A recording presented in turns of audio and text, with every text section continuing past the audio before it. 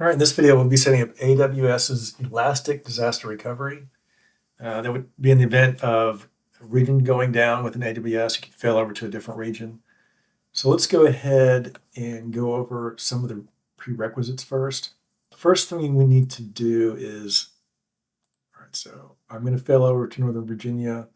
My instance is not in Northern Virginia, it's actually in Oregon. This is the instance we're going to fail over. But before we set this up, I need to set up networking within Northern Virginia. I'm just going to use the default network settings, but I wanted to come over and show you guys the VPC settings. Let's go ahead and get to that. And this is the region we're going to be failing into. So a couple of things you'll need to set up. You need to set up a VPC unless you're going to use the default VPC. And then you need to set up some subnets. I've already got some here. I'm going to use the default ones. Oh, security groups, we need to set those up too. I'm going to just go with the default one, but you need to set up the security group so you have that ready in case the instance needs to fail over. All right, so we went over that. The other thing we need to do is we need to get access keys because we're going to have to install an agent on the instance we're going to be backing up. So you need to go to IAM security credentials. You can either go to users here and then set one up for a user you're logged in as. This is not best practice, but I went ahead and set up keys under my super admin account. So to do that, you would go to the key section here, create a key. And yes, I understand I'm creating a key for the root user. And we're going to go ahead and download the CSV file. Okay, so that's done. All right, now we can get started. So let's go back over to the region we're going to fail over to, and we need to set up and configure the settings for replication. So we're going to do configure and initialize. And like I said, you need to have the subnet set up. So I'm just going to go with this default one here. The replication server instance type, this is not the instance type that you're going to be failing over to. This is the backend instance type that does all the replication in the background. So I'm going to leave that as T3 small. Next, and automatically replicate new desk. Yes, I'm going to leave that the same. I'm going to leave this as auto volume type selection. You can also change this to these settings here. EBS encryption, I'm going to leave that as the default. And here's the security group section here. And this is the security group for the instance that's doing the replication in the background, not the one you're replicating. So hopefully that makes sense. I'm going to leave this as the default one, or use the one that they recommend here. And I'm going to hit next. And for data routing and throttling, I don't have a VPN or VPC peering set up, so I'm going to go with create a public IP. It'll do the replication over the internet, but it'll also be encrypted. And then point in time retention. I'm already doing backups on this instance, so there's no reason to keep a bunch of days backed up. So I'm just going to change this to 2.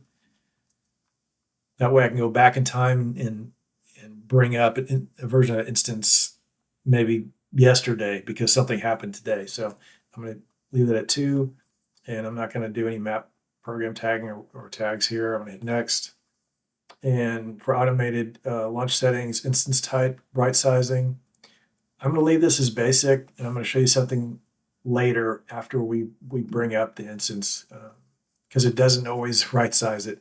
So let's see, instance settings, start instance upon launch, that's fine.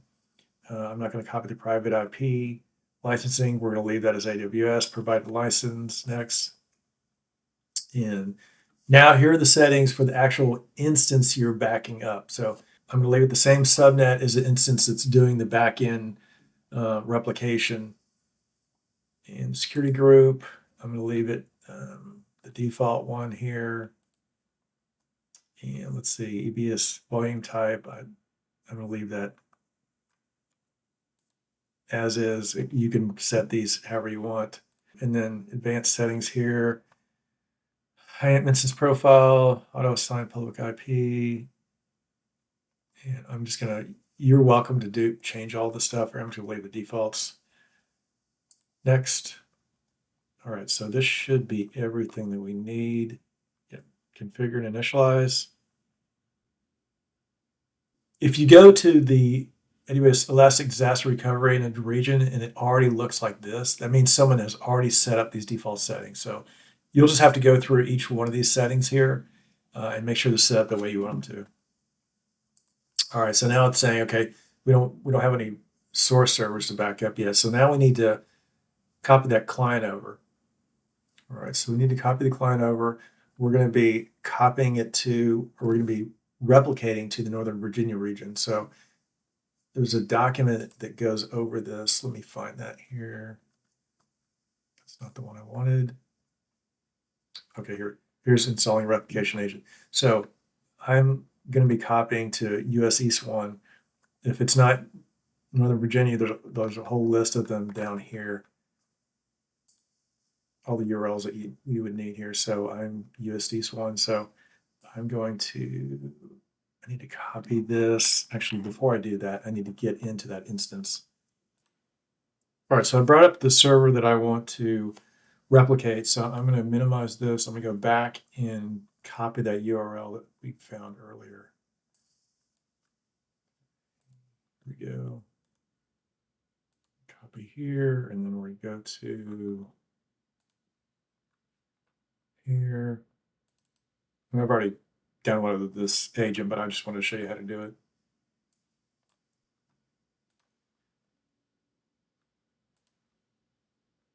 All right, so let's go to the download section here. Finish.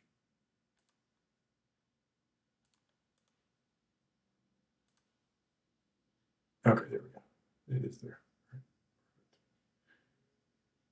All right, so let's go there. All right, so now I need to go into command prompt, and we need to run as administrator.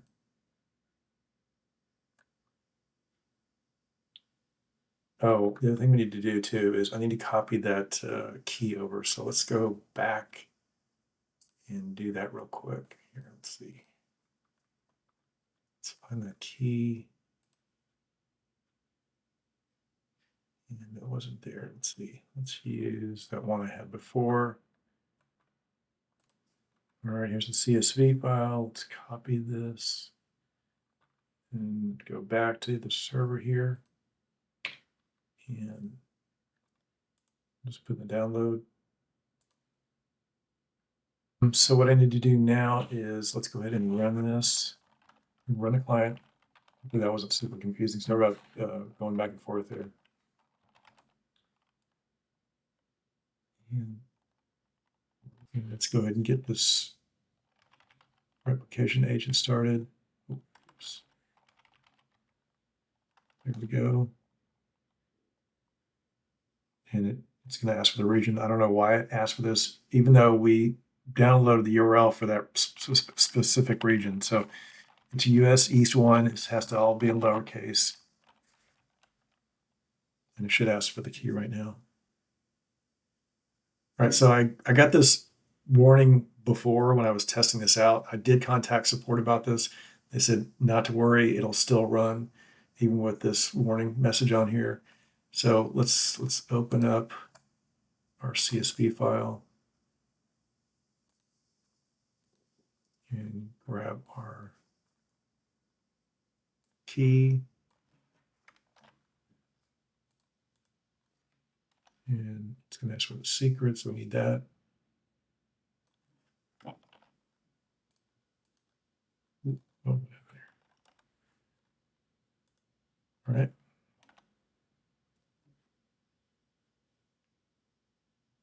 All right, so it's found the C drive. I only have one drive on here, so it's going to back up the C drive. And if it had other drives, it would start replicating those as well. So I'm going to go ahead and start this. After replication's finished, we'll go back to the console so you can see what it looks like. All right, now we've got the agent installed. You'll see here it says completed successfully. Still have that warning up here, but as I said earlier, support said you don't have to worry about that. It's a deprecated package that they haven't updated yet. So All right, so now we just need to hit enter here. And we can get out of here now. So let's go back to, our console. So I'm back at my production machine here. So I'm going to go. All right, I'm back at the console. Here's the server that we're trying to replicate to a different region. We're in Oregon. We're trying to replicate it to Northern Virginia. So let's go over to Northern Virginia here.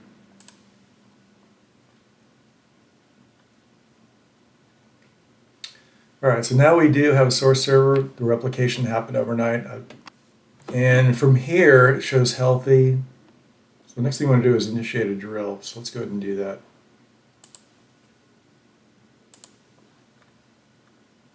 And here are all the points in time that we can restore from. I'm just going to restore from the last one here. You'll see these are increments of 10 minutes.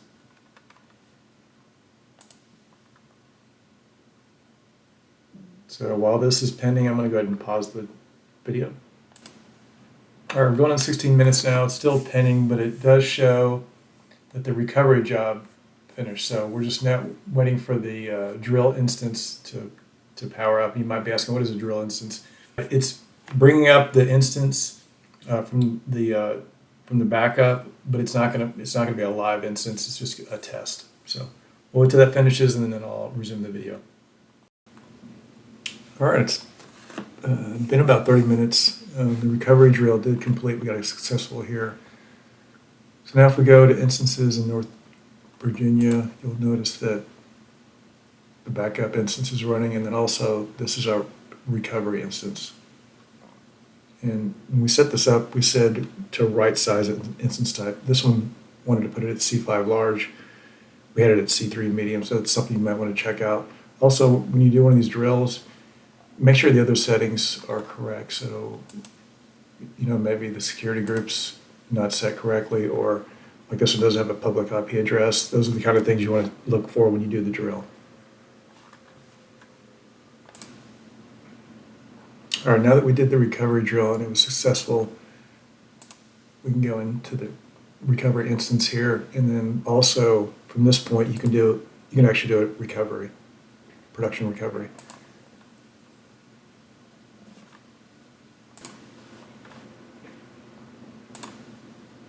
You'll also notice after this recovery drill, there's an option for a fail back. So let's say it fails to Northern Virginia. You want to fail back to Oregon, you can do that from this console as well.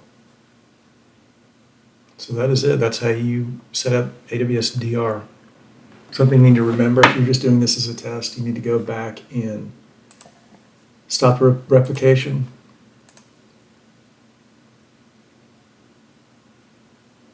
And then you want to do and then once it's stopped, you want to do disconnect from AWS.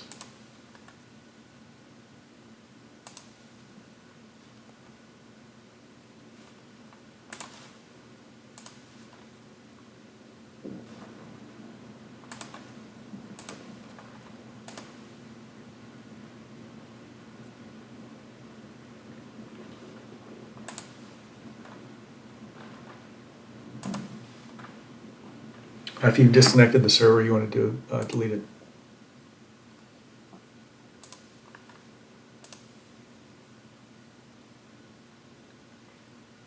Now if we go to the EC2 console, it shouldn't be in there. Okay, you'll notice the backend server that does our replication is gone, but we still need to manually delete the recovery instance.